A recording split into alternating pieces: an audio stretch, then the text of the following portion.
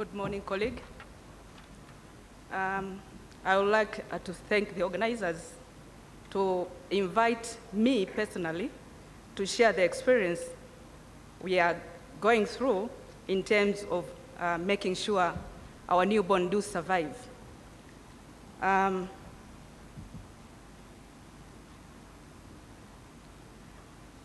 background. Actually, Tanzania is a large country with a population of 44.9 million people. We have 7.74 million under 5 children, with infant of 1.6.5 million, and a live birth of 1.8 million. Our country is divided administratively into 30 regions and 142 local government authorities. Tanzania was committed to make sure that we abide to Millennium Development Goal number 5 and number 4. And for MDG 5, our target was to reduce maternal mortality rate to 193 deaths per 100,000 live births by 2015. And our MDG 4 target was to reduce under 5 mortality to 54 deaths per 1,000 live births by 2015. Also, now I'm taking back to the year 2004-5, whereby the country realized that there was an importance of dealing squarely on newborn issue. Our situation analysis in using DHS 2004 and 5, it showed no improvement in the reduction of maternal and neonatal mortality. At the same time, we had a 24% reduction in under 5 mortality and a 31% reduction in infant mortality. By using these statistics, the ministry realized that we have to do something in terms of newborn health.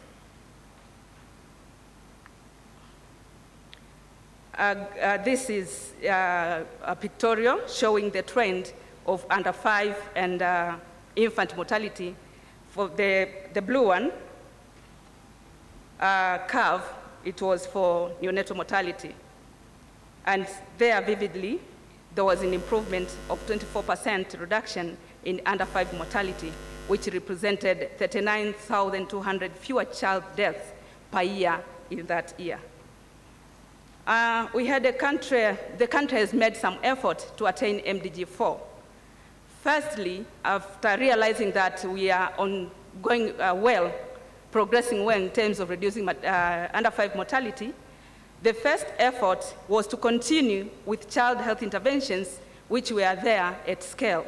The first one was integrated management of childhood illnesses, and this one was scaled up by using multi-country evaluation research findings, which showed that for those districts which were implementing IMCI, there was a reduction of childbirth by 6.4%, and it was also cost-effective. By advocating at the national level, region, and district, it was easy for the councils to plan and budget for IMCI. So it was from 2002 to 2004, we had a progressive implementation of IMCI in each district throughout the country. And also, we had to continue with intervention of immunization, because up to now, our coverage of DPT-3 is at 93%. And we had vitamin A supplementation. These are interventions, small interventions, cost-effectively, which showed to work well in the reduction of under 5 mortality, together with management of diarrhea using ORS and zinc. And actually, this was a new policy provided to us through WHO. And secondly, the country put an effort to strengthen newborn care by dealing with major killer of neonates, which were mainly infections, prematurity complications, and birth asphyxia. To deal with that one, the ministry thought it would be necessary to have a newborn health desk office at the ministry. And this one was established in 2007, whereby it was followed by adaptation and reviewing of IMCI guidelines to incorporate the newborn health in the first week of life in those guidelines which will tackle well the neonatal infections. Secondly, it was easy to establish kangaroo mother care, and we thank our colleague from Malawi because the ministry team visited Malawi to see how they implemented KMC. And currently, we thought because our country, low birth weight baby or premature prevalence is at 18%, we thought it would be nice to have kangaroo mother care services throughout the regional hospital to be expanded to the district level up to the health center. And up to date, each regional hospital, there is a KMC unit there, and newborns who are being delivered with low birth weight babies are being given kangaroo mother care services. Thirdly, we wanted to reduce birth asphyxia-related mortality by having a newborn resuscitation program. Now I'll take you through how did we manage to have a Helping Babies program to tackle the birth asphyxia, which was another third major killer of our neonates. By then, in 2005, actually, we had 50% of our women and their babies were not receiving skilled birth care during birth. But the current DHS shows now we are at 49%. And we know that the first day at birth, especially the first hour, was very critical for newborn survival. And the proper monitoring of labor, appropriate newborn resuscitation are interventions required to reduce this neonatal death.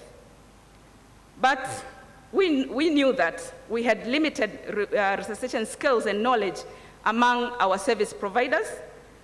And at the same time, we observed that the incidence of birth asphyxia has remained unchanged for more than 15 years. So we, as a country, we had a positive commitment from the policy level, a high-level policy commitment. Our Excellence President Jakaya Mrisho was actually on top of this program. We can realize the statement he made in September 2007 during the 62nd sessions in UN's General Assembly, whereby he said that most of the countries are halfway towards the MDG timeline, but unfortunately, their targets are not yet there, even halfway. And also in 2008, during the launch of Maternal, Newborn and Child Health Roadmap and Deliver Now campaign for women and children, he stressed that actually no women, no child, no newborn should die. And he wanted to see those interventions which prevents death to be implemented not in scale, in pilot, rather than in scale. So the ministry submitted a proposal to the Global Implementation Task Force of Helping Babies Breathe, American Academy of Pediatrics, in April 2009, with request for financial support for Helping Babies Breathe program in Tanzania, and with having the goal of achieving a universal newborn resuscitation coverage of skilled birth attendants throughout the country. This program had two components, the research component and the intervention component. The intervention component was the training. The primary goal for the research component was to reduce birth asphyxia-related mortality by 50%, with the second goal of reducing stillbirth deaths by 25%. The intervention component, which was mainly training, used education material, which were developed by American Academy of Pediatrics, and later it was translated into Swahili so that even healthcare provider at primary level can use the material and understand. And we also used a simulator, Neonatal model, and resuscitation equipment to train the health provider in those research sites. We had a cascade mode approach to train health providers throughout the country.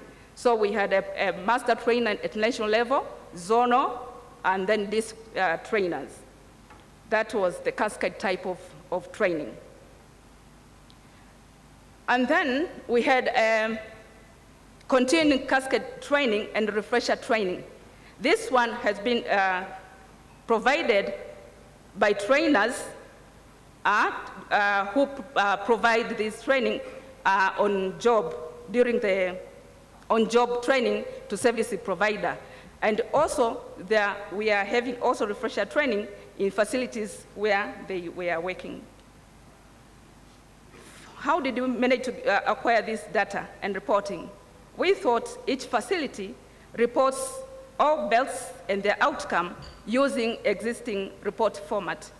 And we are having weekly notification reporting for newborn death as we are having for maternal death. And the data were compiled at the health facility on monthly basis. District and region will compile those reports quarterly and annually. Central level received biannual reports from regions using existing reporting system. What is the status of the training to date? Because we wanted to train every healthcare providers on how to do neonatal resuscitation. We managed to have master trainers, zonal trainers, and we are actually finishing training the district trainers. We are remaining with one region, but we are going to finish in this week. Currently, we have managed to train service providers at least around 2,000 by December last year. And this training we are supported either by one UN joint program, Leaders Foundation, and council budgets. On the research site, we had 8 research sites, and data were collected using core elements and then entered into the computer. For monitoring of the program, we had data committee, which reviewed and assessed the status of the implementation, and the steering committee. These data met every 6 months. Those are the summary of neonatal deaths, stillbirth rate, and perinatal deaths from the research site. You can see that helping babies breathe had a risk reduction of 0.3% for early neonatal death, and a 0.76 for stillbirth, and 6.7 for perinatal death. So we can say, by using a simple techniques, using a simple gadget, still we can save life by reducing the fresh SB and early neonatal death. And concluding the results, we said HBB implementation is associated with a significant reduction in both early neonatal deaths within 24 hours and fresh stillbirth. And helping babies breathe uses a basic intervention approach readily applicable at all deliveries. And this finding should serve as a call to action for other resource-limited countries striving to meet MDG goals. And you can access our paper in the Journal of Pediatrics of American Academy of Pediatrics, published in February this year. We had challenges during implementing this program. We are having actually a challenge of inadequate supportive supervision to all sites which are implementing. And we had a challenge of inadequate funds to roll out cascade trainings timely as we planned in the year 2009. And we have a major challenge of having inadequate number of skilled providers in our facilities. And we have a challenge of ensuring availability and maintenance of this resuscitation equipment. Now we are having a scale-up plan because training up to the district level, we are not yet ready up to the dispenser or primary level, involving reaching every healthcare provider assisting delivery. So by using the finding from the research site, we were able to secure another funding from Children Investment Foundation Fund to support the ministry to roll out the training up to the primary level. And this will be a 3-year program starting this year, whereby we'll scale up the neonatal resuscitation training to the remaining service providers. We are aiming more than 10,000. And then we are going to improve facility readiness by improving resuscitation, by providing resuscitation equipment and training materials. And then we'll establish a mentorship program for maternal, newborn, and child health to cement the skills acquired during training to do this service provider. We have having a sustainability plan, because training without having a sustainable plan, I'm sure the intervention will fail. So firstly, the Helping Babies Breathe is ministry-led, ministry-owned. We coordinate every training centrally, and this to ensure sustainability. And then steps have been taken to ensure newborn resuscitation training takes hold in all areas of medical system. So it has been incorporated in the curriculum. And HBB curriculum is being introduced into the pre-service midwifery curriculum, and currently half of the midwifery instructors from half of the nursing schools have been trained on HBB to be able to train the next generation of service providers. And districts have already begun to budget for Helping Babies Breathe training and purchasing of the equipment for replacement and supervision in their annual council budgets. And we are now developing a national clinical mentoring system to ensure that the skills attained by, by healthcare service providers are maintained. I'm taking this opportunity now to acknowledge actually the support given to the ministry by Global Task Force on Resuscitation, Mr. Tollard and the Leader Foundation for the support of training equipment, American Academy of Pediatrics for allowing us to use their curriculum, the UN agents, specifically UNICEF and WHO, for supporting the training of master trainer and zonal trainers, SNL and Save the Children Newborn, saving newborn lives, for ensuring, actually, for providing a seed money to have a newborn health programming initiatives within the ministry. And lastly, thanking Jeff Perman, who actually was usually pushing, communicating with the ministry to ensure that the program is running. Thank you for listening.